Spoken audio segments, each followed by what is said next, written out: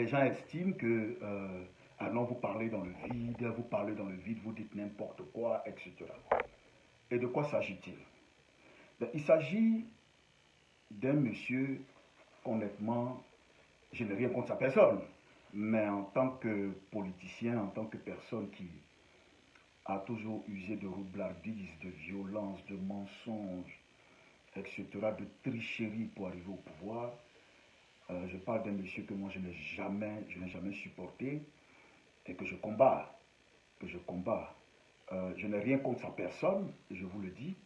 D'ailleurs, je peux prier même pour qu'il devienne chrétien, mais je n'aime pas sa façon d'avoir fait irruption dans la politique ivoirienne, sa façon d'avoir instrumentalisé le peuple ivoirien, sa façon d'avoir instrumentalisé par le mensonge et par la manipulation et finalement avec le meurtre, cette façon-là qu'il a utilisée pour arriver au pouvoir, je déteste ça. Je vous l'ai dit et c'est pourquoi je le combats. Je pensais que quand il est arrivé au pouvoir au forceps, avec tous les moyens qu'on sait, je pensais qu'il nous aurait donné tort. Il m'aurait personnellement donné tort pour dire, ah, vous avez usé de préjugés, mais aujourd'hui, le monsieur, voilà, il est là et il a fait le contraire de tout ce que vous le reprochez. Que non, il nous a bien sûr confortés dans notre position parce que c'est le même menteur, c'est le même roublard, il ne dit pas la vérité, c'est le même manipulateur, c'est la même chose. Alors je vois en Côte d'Ivoire, pendant que l'État ivoirien a au préalable mis un couvre-feu, ensuite ils ont confiné le Grand Abidjan, après ils ont fait, pendant ce temps ils ont fermé les boîtes de nuit, on empêche les gens de travailler, etc. Pour ceux qui travaillent dans la nuit et pour certains boulots qui sont liés, bien sûr, dont certaines décisions sont catastrophiques, pour lesquelles certaines décisions sont catastrophiques, eh bien, on constate en Côte d'Ivoire pendant ce temps, et cela depuis, peut-être avant, mais je veux dire cela depuis la mort de Gon Coulibaly. Alors, le RDR, parce que s'il s'agit du RDR, bon, on va essayer de l'habiller un peu. RHDP, donc RDR, RHDP, se lève, et pendant ce temps, Wagondo est là, hein. Wagondo qui va produire un communiqué plus tard, mais pendant ce temps, Wagondo est là, il participe probablement aux obsèques, et le RDR réquisitionne le parc des sports de Treichville, le même gouvernement qui, n'est-ce pas, envoie des SMS du matin au soir et du soir au matin aux gens. Chaque jour, il n'y a pas un Ivoirien en Côte d'Ivoire qui ne reçoit pas des SMS pour l'emmener à respecter les mesures barrières, pour l'emmener à ne pas s'exposer au Covid et ne pas aussi exposer les autres à la Covid. Bon, mais pendant ce temps, le RDR a réquisitionné le parc des sports. Et pendant qu'ils ont réquisitionné le parc des sports, ils étaient des milliers de personnes, pour beaucoup sans masque, qui n'ont pas respecté la distanciation sociale. Je vous assure qu'ils n'ont pas respecté la distanciation sociale d'au moins 1 mètre, qui n'ont respecté aucune mesure barrière. Et ils sont là, d'après eux, ils commémorent, ils saluent la mémoire de Gon Coulibaly. Mais il n'y a pas que ça. Quand ils finissent au parc des sports, ils ne donnent aucun justificatif. Hein. Ils s'en vont maintenant à Korogo. Et là-bas, c'est un monde fou. Les gens, les uns se frottant contre les autres. C'est un monde absolument fou. Mais vous ne pouvez pas imaginer. Vous ne pouvez pas imaginer le nombre de personnes qui étaient à Korogo. Toutes les villes voisines, tous les peuples alliés sont venus, tous les peuples avec qui les Korogolais sont en alliance, les Sénoufos sont en alliance, sont venus. Et quand ils finissent ça, c'est-à-dire qu'ils ont fini d'enterrer Gon Coulibaly, Wagondo va maintenant se rappeler, ou alors le porte-parole du gouvernement va se rappeler qu'en fait, le Covid existe toujours en Côte d'Ivoire. Le Covid, ou bien on dit c'est la Covid ou le Covid? La Covid. Bon, la Covid existe toujours en Côte d'Ivoire. Alors qu'est-ce qu'ils font? ils produisent un nouveau communiqué avec à l'intérieur de ce communiqué des menaces qui ne sont même pas voilées, des menaces directes faites à tous ceux qui vont violer, tous ceux qui vont violer toutes les règles barrières ou toutes les mesures édictées par le gouvernement pour, n'est-ce pas, combattre la Covid-19. Alors, moi, j'en étais étonné. Je me suis dit, mais attends, il y avait les funérailles, la Covid existait. Ils finissent avec les funérailles, ils lancent un communiqué pour dire on ne veut pas voir quelqu'un, on ne veut pas voir un rassemblement de plus de 50 personnes, on veut le respect de la distanciation. Ok. Il se trouve que dans leur manipulation, dans leur magouille, ils ressortent encore, et c'est Daloa qui donne le ton. Cette fois-ci, pour motif qu'on veut célébrer la mémoire de Amadou Gon Coulibaly, vous avez des milliers de gens à Daloa qui sortent pour, soit dit en passant, réclamer, comment dire, un troisième mandat pour Alassane Ouattara. Là encore, M. Vagondo n'a pas sévi, hein. Mais ce qui est plus surprenant, c'est que hier ou avant-hier, je crois que c'est hier, les femmes du RDR se sont rassemblées à leur tour au parc, du moins à Anoumambo. Et là aussi, à Anoumambo, on leur a cédé la salle. Salle qu'on refuse à Yodé Siro, salle qu'on refuse à Salfo, ou salle qu'on refuse aux chanteurs ou aux chantres ivoiriens. On leur refuse cette salle au motif que le Covid-19 tue. Donc on dit que eux là, ils ne doivent pas danser. Eux là, ils doivent rester à la maison. Leur gagne-pain est mis sous scellé jusqu'à ce qu'on soit certain que le Covid-19 a été vaincu. Mais pendant ce temps, les femmes du RDR qui probablement ont le vaccin anti-Covid, les hommes du RDR qui probablement ont le vaccin anti-Covid, ou alors qui ont des discussions franches avec la Covid-19, j'ai eu des problèmes le ou là, I don't care. Qui ont des discussions directes avec la Covid, ceux-là, ils peuvent appeler la Covid pour dire, bon, écoutez, nous, on va se rassembler à Anoumambo, et comme on se rassemble à Anoumambo, bon, écoute, la Covid, tu attends un peu, quand nous on finit, et puis tu reviens. Là encore, Vagondo ne va pas sévir. Mais ce qui était plus choquant, c'est que hier, je me suis assis, et puis je suis allé sur YouTube, j'ai pu retrouver le journal télévisé de 13h et de 20h posté sur YouTube. Alors, je regarde YouTube à 20h et j'ai eu l'impression que j'avais affaire à TCI. C'est-à-dire qu'une télévision qui a été prise en bail par, par les militants du RDR, et il n'y avait que du Alassane et du troisième mandat et des femmes du RDR qui passaient au journal télévisé de 20h. On en a fait la publicité. Et pendant ce temps, pendant que cette femme montre, comment on appelle ça, montre le rassemblement de Daloa, elle montre le rassemblement de Anoumambo, elle montre le rassemblement des gens qui sont venus voir Alassane Ouattara chez lui à la maison pour dire, et puis ils sont là, ils crient à toute tête, Ouattara, président, Ouattara, président. Elle finit de montrer tout ça. Vagondo n'a pas encore sévi, hein. Et à la suite de ça, cette femme-là va dire, le Covid, du moins la Covid-19 existe. La Covid-19 existe, nous devons respecter les mesures barrières. Mais voilà un pays, c'est incroyable. Mais c'est incroyable ce que Ouattara et le RDR sont en train de faire à la Côte d'Ivoire. C'est incroyable ce que le RDR et Ouattara sont en train d'infliger à ce pays. Alors les églises n'ont pas le droit. Les églises ne peuvent pas se rassembler à plus de 50 personnes. Peut-être les mosquées aussi. Alors, les hommes religieux ne peuvent pas se rassembler au motif que, selon vous, nous, on peut contaminer des gens. Mais vous, les politiciens, vous êtes OK. En tout cas, tant que c'est dans le sens du roi Ouattara, tant que c'est dans le sens du souverain Ouattara, alors tout marche pour le mieux et nous ne sommes pas sanctionnables. Et personne n'est sanctionnable. En tout cas, si par exemple moi, je marche en Côte, je rassemble des gens et que ce n'est pas dans le sens de Ouattara et qu'on me surprend avec 100 personnes, on est capable de m'arrêter, de me mettre en prison, de me faire payer ça. Mais si je leur dis tout de suite que c'est dans le sens de Ouattara pour soutenir la troisième mandature ou bien je ne sais pas quoi, le troisième mandat de Alassane Ouattara, alors les gens vont dire, mais ok, non c'est bon, il n'y a pas de problème. Pourquoi? Parce que tous ceux qui chantent les louanges du roi Ouattara, tous ceux qui chantent les louanges du roi Ouattara sont de facto immunisés contre la Covid-19. Voilà ce que ça veut dire. Voilà ce que ça veut dire.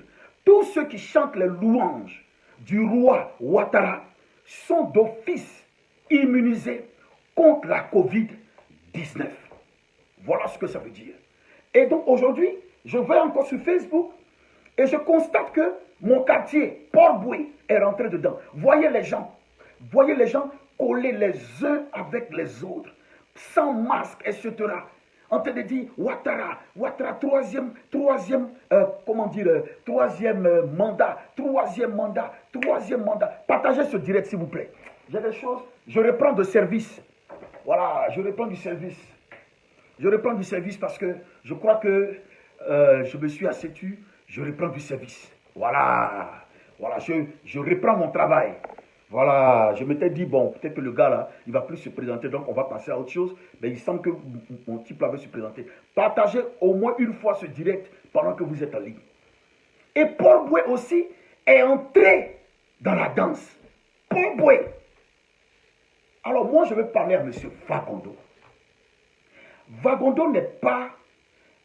Honnêtement, je viens de constater que M. Vagondo n'est même pas là pour faire respecter la loi.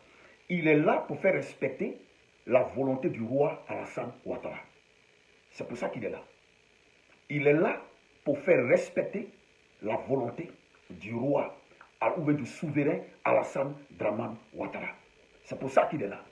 Autrement dit, si la loi était pareille pour tout le monde, on aurait empêché, et je vous assure que ces militaires-là ont les moyens de pouvoir disperser une manifestation. Ces militaires-là ont les moyens de pouvoir empêcher les gens de se rassembler.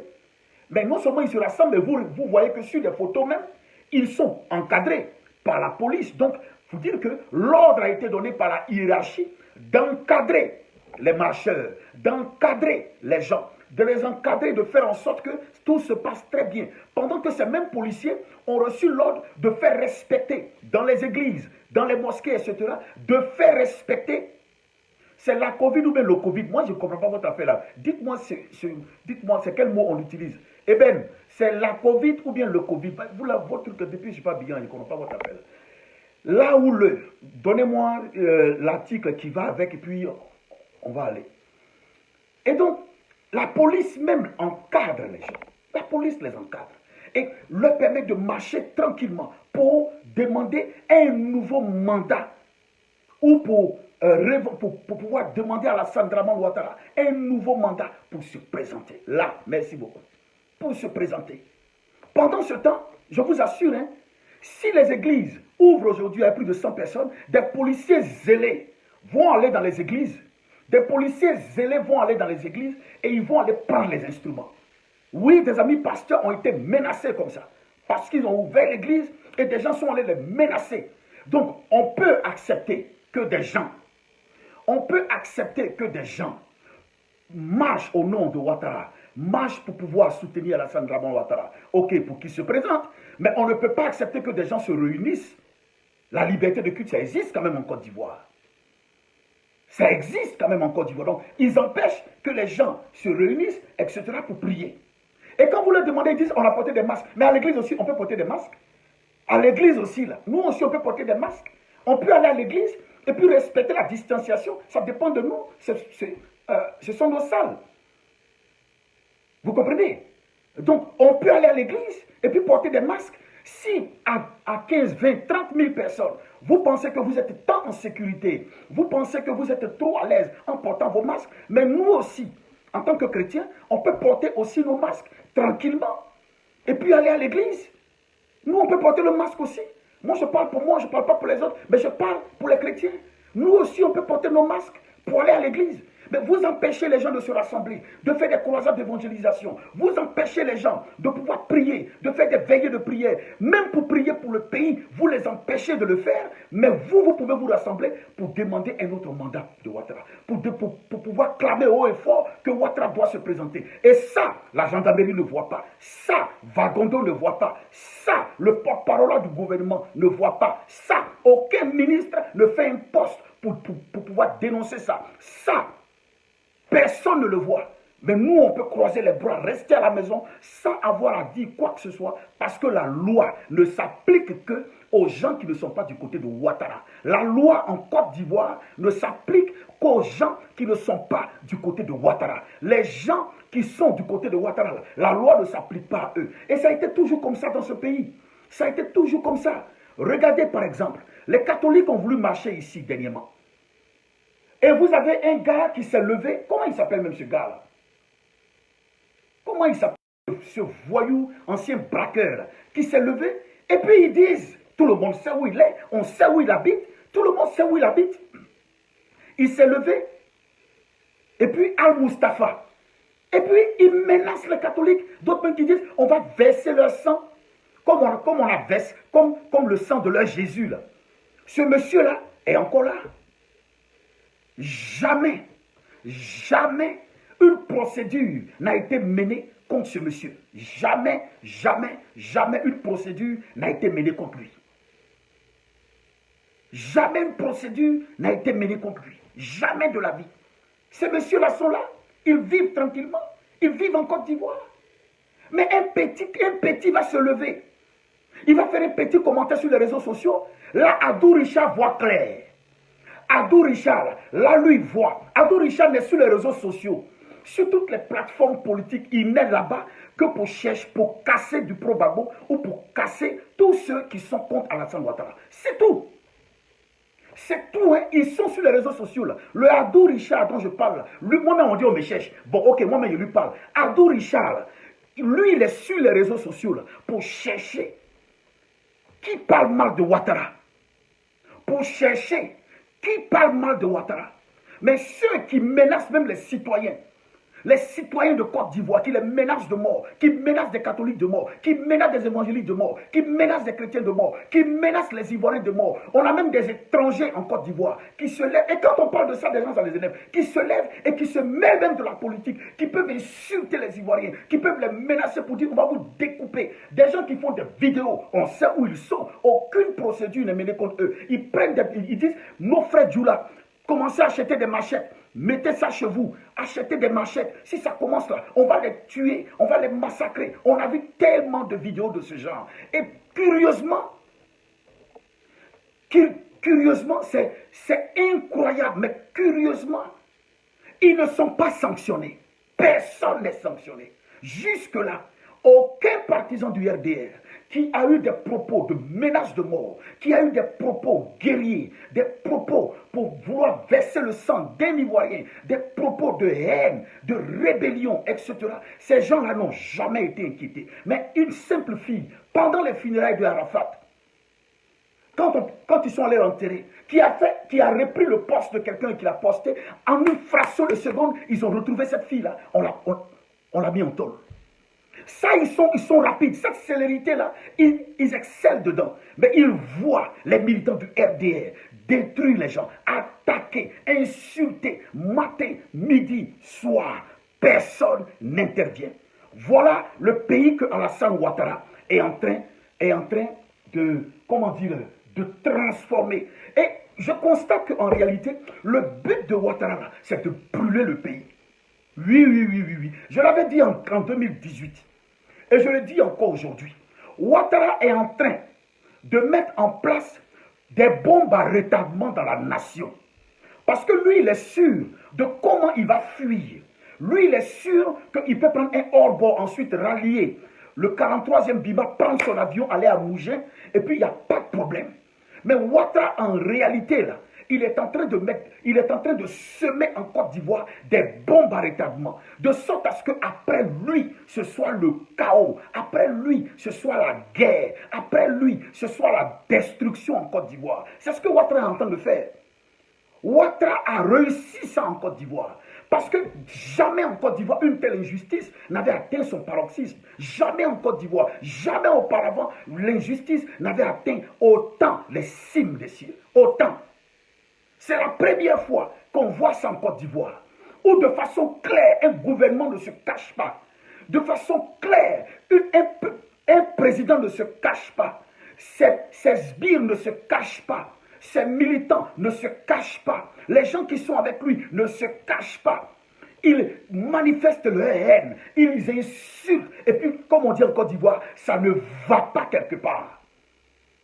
Ils insultent. Et comme on dit, ça ne va pas quelque part. Vous comprenez? Ça ne va pas quelque part. Jamais en Côte d'Ivoire, l'injustice n'avait atteint autant son paroxysme. Autant, jamais. Mais les gens du RDR, dites-moi, vous ne trouvez pas que vous exagérez? RHDP, là, vous ne trouvez pas que vous exagérez? Et vous allez voir dans peu de jours. Pour l'instant, l'opposition n'est pas sortie. Parce que l'opposition estime que ce sont des bruits de couloir. Et que pour l'instant, de façon claire, Alassane Ouattara lui-même, de façon officielle, n'a pas encore dit qu'il est candidat. Voilà pourquoi l'opposition ne se manifeste pas par poste interposé. Ils essaient de parler, par intervention, mi-figue, mi-raisin, ils essaient de parler. Mais puisque Alassane Ouattara lui-même n'a pas encore dit qu'il se présente, tout le monde évite d'aller en besogne pour ne pas commettre une faute politique. On l'attend. Mais si vous remarquez bien, quand Alassane Ouattara va arriver, et puis Alassane Ouattara va dire, quand Alassane Ouattara va dire qu'il est candidat, je vous assure que quand l'opposition va vouloir marcher, Abdou Richard va sortir pour faire une déclaration.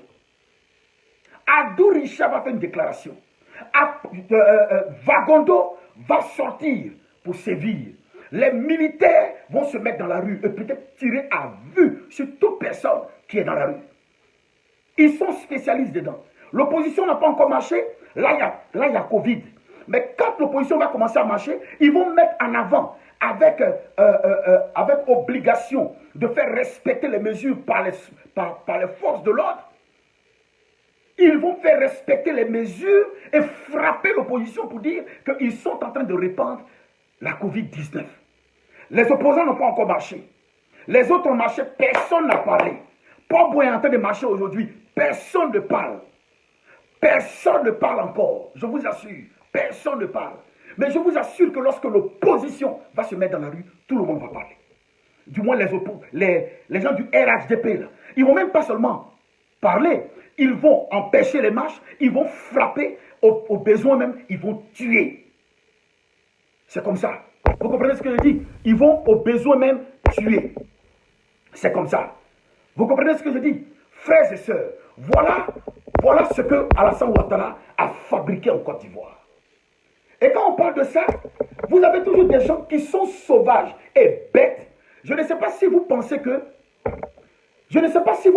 la Côte d'Ivoire, que Alassane est en train de détruire, là, si vous pensez que c'est nous qui sommes plus propriétaires que vous, parce que toi qui es du Nord, c'est aussi ta Côte d'Ivoire. En fait, il ne faut pas oublier ça. Ce n'est pas parce qu'aujourd'hui, tu es derrière Ouattara que c'est plus ma Côte d'Ivoire que la tienne, ou c'est plus ta Côte d'Ivoire que la mienne. C'est notre Côte d'Ivoire que ce monsieur est en train de détruire. La loi fondamentale qui est la Constitution n'est pas une Constitution qui s'applique seulement à une partie des Ivoiriens. Elle est censée s'appliquer à tout le peuple. Et ça ne doit pas être un machin que chacun se lève pour modifier au gré des circonstances et des gens. Là, ça sert à quoi? Ça sert à quoi d'avoir donc une constitution d'un pays? Et regardez bien, bientôt ils vont frapper les opposants. Si Ouattara est candidat là, ils vont frapper les opposants. Si Ouattara est candidat là, vous allez voir Vagondo, mais revêtir ses habits de milice de quoi, de la sécurité ou de quoi, mais il va revêtir ses habits là, mais pour chasser les gens qui sont contre, d'après eux, les mesures barrières. Et qui se lèvent contre Alassane Dramane Ouattara. Voilà aujourd'hui où nous sommes arrivés. Voilà aujourd'hui où nous sommes arrivés. Voilà le pays qu'on a fabriqué. Parlons même de ce troisième mandat. Moi, j'ai été l'un, dès que Alassane Ouattara a dit qu'il était candidat, si vous allez sur mon mur, vous allez constater que j'ai fait un poste. Et pour moi, je n'étais pas dupe, mais je jouais le jeu. J'ai fait un poste pour dire félicitations, monsieur, pour la première fois, j'allais le féliciter. Félicitations, monsieur, non, ça fait la deuxième fois. Je l'ai félicité quand Simone Gbagbo est sorti, et là, je le félicitais encore pour avoir dit qu'il ne se présentait pas. Quoique, je n'étais pas convaincu que ce monsieur-là respecte sa parole. Vous savez pourquoi? Mais parce que le prophète Laurent Gbagbo avait parlé. Oui, le prophète Laurent Gbagbo. Voilà. Le prophète Laurent Gbagbo avait parlé. Et ce prophète-là a dit, Ouattara est un menteur. Donc quand j'ai fini de faire mon poste quelques jours après, la voix de ce prophète-là a résonné. Ouattara est un menteur. Il dit, je n'ai pas écouté le prophète Gbagbo. Ah, c'est vrai que le prophète Gbagbo avait parlé. Que Ouattara est un menteur. Ah, d'accord. Ouattara est un menteur. Ok, d'accord. Et c'est là que je me rends compte que Ouattara n'allait pas respecter sa parole. Jusqu'à ce que Gon Coulibaly meure et que pendant que son cadavre est encore chaud, pendant que le monsieur vient de tomber, ils ne se focalisent pas à comment l'enterrer. Ils sont en train de dire déjà, Ouattara est notre candidat. Ça veut dire que comme si on l'a tué exprès pour que Ouattara vienne se présenter. Et c'est incroyable ce que Ouattara est en train de faire en Côte d'Ivoire. Et aujourd'hui, voilà ce que les gens disent. Ils disent, ah non, la Constitution remet tout à zéro. Mes frères, pour faire 2 mandats maintenant en Côte d'Ivoire, plus de 2 mandats en Côte d'Ivoire, c'est facile. Je vous dis comment. Partagez s'il vous plaît. Je vous dis comment on peut faire plus de 2 mandats en Côte d'Ivoire. Partagez. Je vous dis ça tout de suite. Comment quelqu'un peut faire 2 mandats en Côte d'Ivoire? C'est très simple. Voilà. Pour faire 2 mandats en Côte d'Ivoire, c'est très simple. Je vais vous montrer. Permettez-moi de réfléchir, d'écrire un truc rapidement et je vais vous dire comment on fait 2 mandats en Côte d'Ivoire. Eh bien, pour faire 2 mandats en Côte d'Ivoire, vous faites juste comme Alassane Ouattara, comme beaucoup de présidents africains d'ailleurs. Vous arrivez au pouvoir par les moyens que vous avez pour lui, c'est la violence, le sang, la communauté internationale, les bombes, la rébellion, et puis, etc. Donc, tout ça là, vous mettez ça ensemble et vous arrivez au pouvoir. Et quand vous arrivez au pouvoir, pour faire plus de 2 mandats, je vous explique comment c'est. Voilà. Pour faire plus de 2 mandats, voilà comment ça se passe. Et donc, pour faire plus de 2 mandats, ce que vous faites, c'est que vous faites votre premier mandat et dans le courant de votre 2e mandat, vous modifiez la Constitution. Vous modifiez la Constitution. C'est ça que ça dit. Voilà.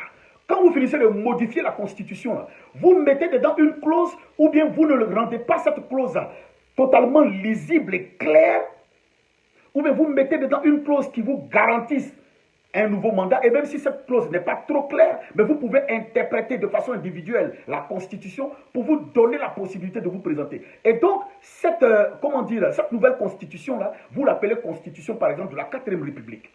Donc, quand vous avez déjà fait 2 mandats dans la 1re République, dans la 3e République, vous vous arrangez à faire une constitution de la 4e République et vous dites les compteurs sont remis à 0. Donc vous avez 2 autres mandats. Ça fait combien? Ça fait 4 mandats. Multiplié par 5, ça fait 20 ans de pouvoir. Mais c'est très simple. Dans le courant de votre 2e mandat de la 4e République, si vous voulez rester encore, c'est très simple. Vous changez encore la Constitution. Et quand vous finissez de changer la Constitution, vous changez la Constitution. Et maintenant, quand vous finissez de changer la Constitution, vous faites quoi?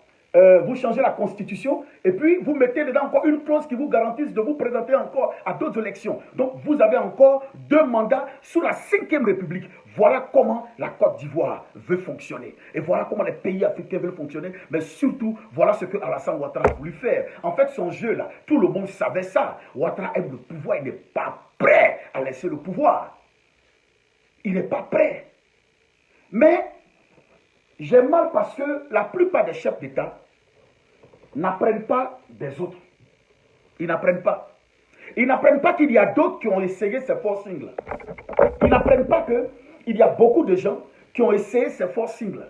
Et aujourd'hui, qui sont où? Il en héberge même un. Il s'appelle Blaise Compaoré. Il en héberge même un. Qui, lui, a eu tous les conseils de tout le monde pour ne pas toucher à la Constitution, pour ne pas forcer le passage afin de se représenter. Mais il a été têtu. En fait, Blaise Compaoré, pendant longtemps, a dirigé le Burkina. Mais il ne connaissait pas les Burkinabés. Et c'est la même chose que Alassane Ouattara est en train de faire. En fait, Alassane Ouattara ne connaît pas encore les Ivoiriens.